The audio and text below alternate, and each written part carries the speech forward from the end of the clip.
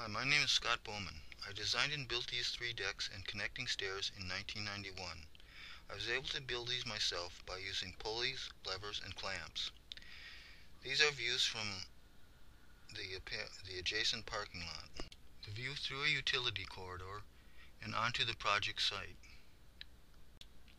Looking up the north side of the structure, then underneath to show the concrete piers of the corner and center stair columns. The center column is a stretched octagon. It has internal bulkheads and exterior steel straps. This provides a lot more support for the treads than the 4x4s used in typical winder stairs, and there isn't the need for a center railing. I painted the concrete slab to look like sort of a cobblestone effect, and a couple coats of polyurethane exterior, and it's really held up well. These piers widen out considerably as they transition through the concrete slab. I made a strap clamp using old fire hose and my pipe clamps, and was able to squeeze the columns together when gluing. Looking up the north side of the structure, you can see an awning at the very top.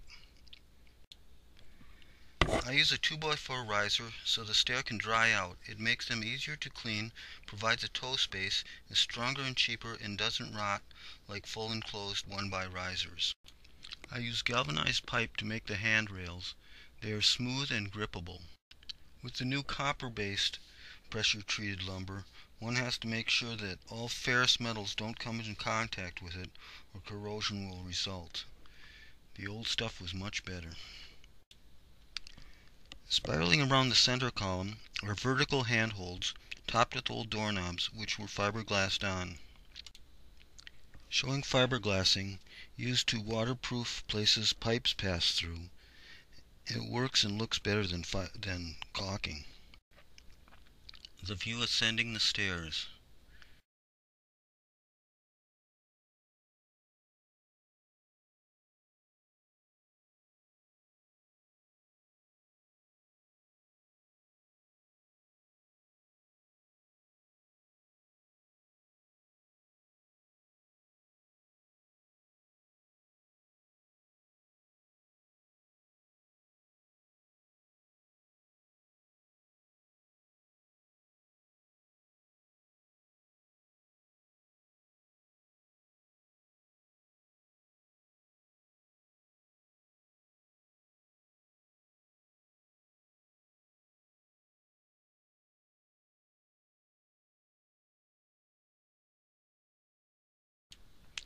The corner columns were wrapped in epoxy-based fiberglass because they were developing checks, which are lengthwise cracks, but structurally they were fine. I did it mostly for cosmetic reasons.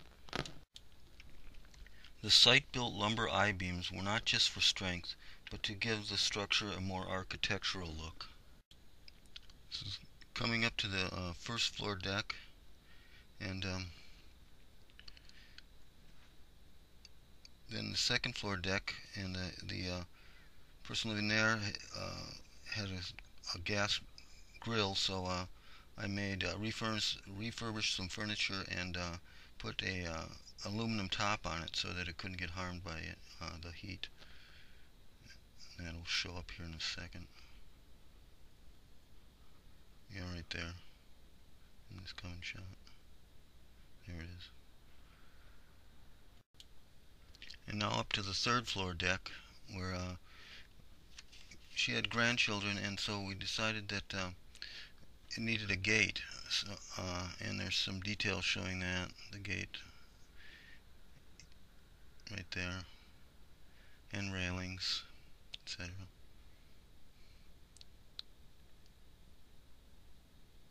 Even had a little secret pin you could put in there so the grandkids couldn't figure out how to open up the lock.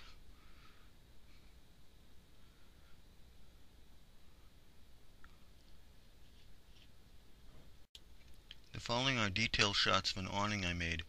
I designed it to act and look like a Roman shade, and there's no support posts, only it's all done with cables. Keeping this awning clean is one of the reasons it looks so good after 10 years. They're usually, it's well, almost the lifespan of an awning. And a lot of dirt falls out of the air around here. Next are looking over the edge of the railing about 40 feet down.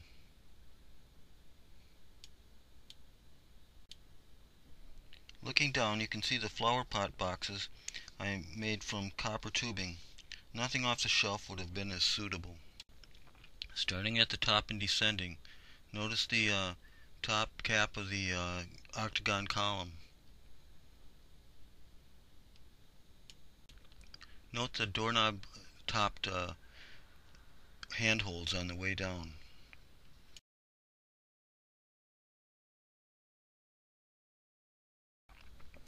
The vertical slats or pickets which make up the railing are not 2x2s, which are disproportionately expensive compared with other lumber of its type. The bottom ends are cut at an angle so water drips off. With the square cut end, the water hangs on. These slats give privacy, provide a windbreak, and combat vertigo on this high structure. Arriving at the bottom, a red torii comes into view. I made this with an old futon frame and some plastic sewer pipe for the posts. I was raised in a cold climate, so plumbing isn't put on a building's exterior. It's a common practice here, so I used wainscoting to hide the electrical and plumbing. It also gave me a store of siding to replace the many broken pieces that were on this side of the building.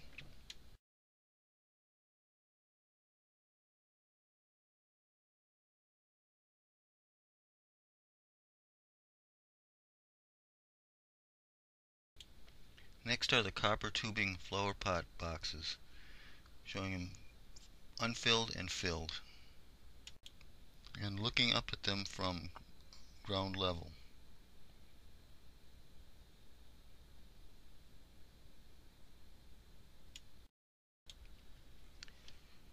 I put these dado cuts into the lumber so that it makes a drip edge, otherwise water follows down the contour. Here's some of the decorative painting I did on this job. This is the faux cobblestone as I painted on the concrete slab, and then on the walking surfaces I put a splatter coat that a lot of people say looks like granite. I hate it when people take my work for granite.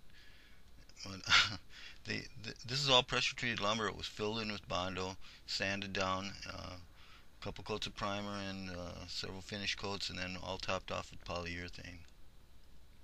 And next are a lot of framing details, which I'm not going to narrate each one of them.